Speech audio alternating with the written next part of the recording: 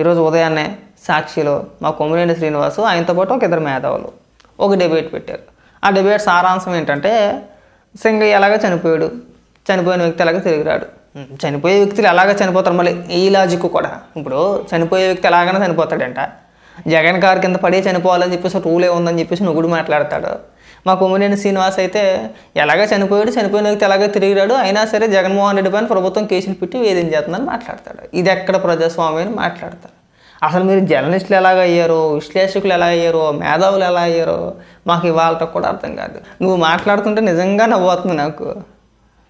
ప్రయాణం చేస్తున్నాడు జగన్మోహన్ రెడ్డి, ప్రయాణం చేసే వాళ్ళపైన కేసులు పెడుతున్నారా? అందుకని మైండ్ ఉండి ఏమన్నా మాట్లాడుతున్నావు కొమ్మినేని? అసలు ప్రజాస్వామ్యం అంటాడు, భయం వేస్తుంది అంటాడు, వణుకొచ్చేస్తుంది అంటాడు. మీరు మాత్రం తొక్కి చంపేయచ్చు వ్యక్తిని.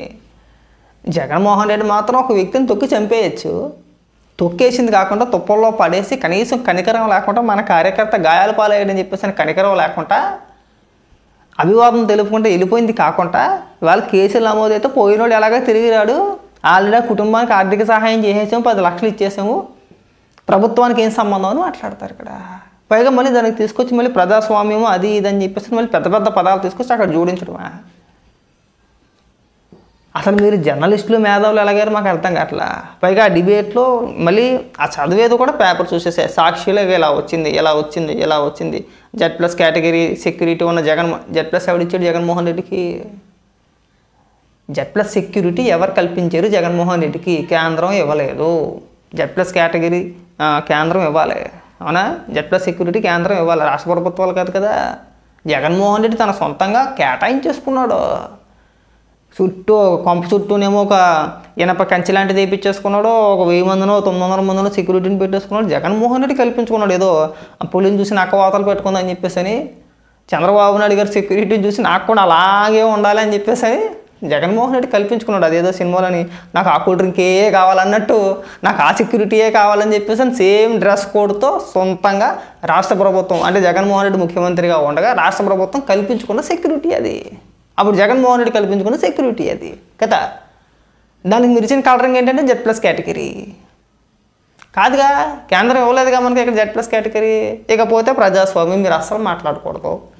ఎవరికైనా అసలు పశ్చాత్తాపం ఉందండి మీలో ఎవరికైనా సరే? ఆ వీడియో నిన్న అంత వైరల్ అయింది, అంతమంది మాట్లాడారు, సోషల్ మీడియాలో కావచ్చు, మెయిన్ స్ట్రీమ్ మీడియాలో కావచ్చు, రాష్ట్ర ప్రజలందరూ కూడా మన ముఖం మీద తుపుక్కుని ఉమ్మేస్తున్నారు. అయినా కానీ సిగ్గు సెరవు లేకుండా వక్రీకరించేశారా? సింగయ్య మృతిని వక్రీకరించేసారు అంటే సింగయ్య చచ్చిపోలేదా? చచ్చిపోకపోతే హ్యాపీ. ఒకవేళ బతుకున్న వ్యక్తిని చనిపోయారు అంటే వక్రీకరించినట్టు అవుద్ది. చనిపోయిన వ్యక్తిని చనిపోయాడంటే వక్రీకరించినట్టు ఎందుకు అవుద్ది? లేదండి. సాక్షిలో ఒక విచిత్రమైన వాదన ఏంటంటే లేదు జగన్మోహన్ రెడ్డి కారు కింద పడగానే చచ్చిపోలేదు, హాస్పిటల్లో చచ్చిపోయాడు. బురుడి అమ్మ జీవితం నాకేమీ అర్థం కాదు. ఒక్కొక్కసారి దాన్ని నేను కౌంటర్ చేయాలనుకున్నప్పుడు దాన్ని ఎలా కౌంటర్ చేయాలని చెప్పి 10 నిమిషాల పాటు ఆలోచిస్తూ ఉంటాను. ఇది ఇలా మాట్లాడటానికి ఏమని మాట్లాడాలి మనం అని చెప్పేసి అనిపిస్తూ ఉంటుంది. హాస్పిటల్కి వెళ్ళడానికి గల కారణం ఏంటి? నీ కారు కింద పడినందుకే కదా. జగన్మోహన్ రెడ్డి కారు కింద పడి గాయాల పాలయ్యాడు. గాయాలైన వ్యక్తిని హాస్పిటల్లో జాయిన్ చేపిస్తే చికిత్స పొందుతూ మృతి చెందాడు. ఇది మ్యాటరు. ఇక్కడ ఇవన్నీ పక్కన పెట్టేశాడు. సింగయ్య హాస్పిటల్లో చచ్చిపోయాడు అంటారు. తలకాయ ఒక్కొక్కసారి ఫోటో వచ్చేస్తూ ఉంటుంది. ఏం అర్థం కాదు నాకు. అంటే మీరే గురులా మమ్మల్ని గురువులు చేస్తున్నారా? లేదంటే మీరే మేధావులా మేమే గురువులమా? ఒక్కొక్కసారి చాలా కన్ఫ్యూజింగ్గా ఉంటుంది నాకు ఏం అర్థం కాదు. ఒక్కొక్కసారి అంటే వాళ్ళ వాదన కానీ వాళ్ళ విచిత్రంగా వాళ్ళు చెప్పే విధానం కానీ చూస్తూ ఉంటే ఒక్కొక్కసారి ఫీజులు ఎగిరిపోతూ ఉంటాయి. ఒకవేళ దీన్ని మనం కౌంటర్ చేయాలన్నా సరే ఎలా కౌంటర్ చేయగలుగుతాం? ఏం తలకే తోక సంబంధం ఉండదు. ఒకవేళ దాని గురించి మాట్లాడడం కానీ నాకు నవ్వు వచ్చింది.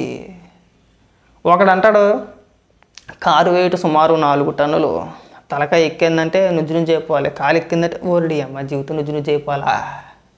ఉన్న వేగం ఎంత కళ్ళ కట్టినట్టు కనబడితే ఒకడు AI వీడియో అంటాడు. అది అసలు వాస్తవం కాదంటాడు. అసలు నీకు జర్నలిస్టు అని చెప్పుకోవడానికి సిగ్గు అనిపించట్లేదు కొమ్మినేని? కాస్త అయినా సరే మా జీవితం వెహికల్లో ప్రయాణించేటోళ్ళ మీద కేసులు పెట్టడం ఏంటి మరి ఏంటి? నీకేమీ తెలియనప్పుడు నువ్వు డిబేట్ ఎందుకు పెట్టావని అడుగుతున్నా. కాదండి, ఒక జర్నలిస్ట్గా సీనియర్ జర్నలిస్ట్వి, 70 ఏళ్ళ వయసు, నువ్వు చెప్పిందా మొన్న ఏడ్చావు కదా నాకు 70 ఏళ్ళు అని చెప్పేసి అని, జరిగిన ప్రమాదం గురించి నీదైన శైలిలో నువ్వేం చెప్పాలనుకుంటున్నావు అది స్పష్టంగా చెప్పగలగాలి. మనం జర్నలిస్ట్గా ఉంటే, నేను జర్నలిస్ట్ కాదు, నేను పక్కా తెలుగుదేశం కార్యకర్త. మళ్ళీ చాలామంది వచ్చి నువ్వు న్యూట్రల్లా అంటారు. నేను న్యూట్రల్గా అని చెప్పేసి ఇప్పుడు చెప్పానో చెప్పలా. సరే నా సంగతి పక్కన పెట్టండి. ఏ కొమ్మరేని ప్రయాణిస్తున్న వాళ్ళపైన కేసులే. నువ్వేం మాట్లాడుతావు నీకైనా అర్థమవుతుందా? జర్నలిస్ట్గా నువ్వేం చెప్పాలి? నువ్వేమైనా విశ్లేషణ చేయాలనుకుంటే విశ్లేషణ చేయాలి.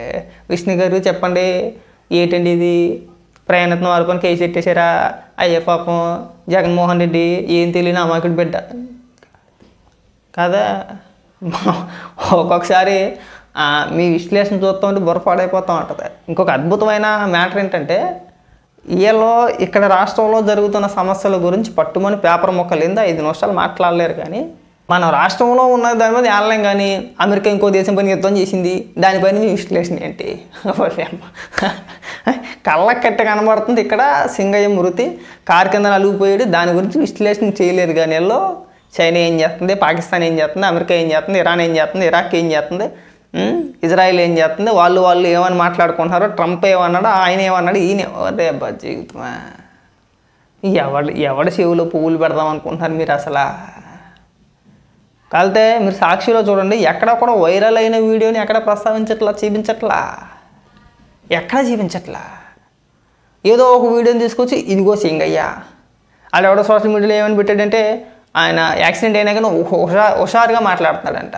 ఓడేమ్మా జీవితమా, ప్రాణాలు పోయే స్టేజ్లో అదంటే హుషారుగా మాట్లాడుతున్నాడా? మీరు ట్రోల్ చేసేది అదే.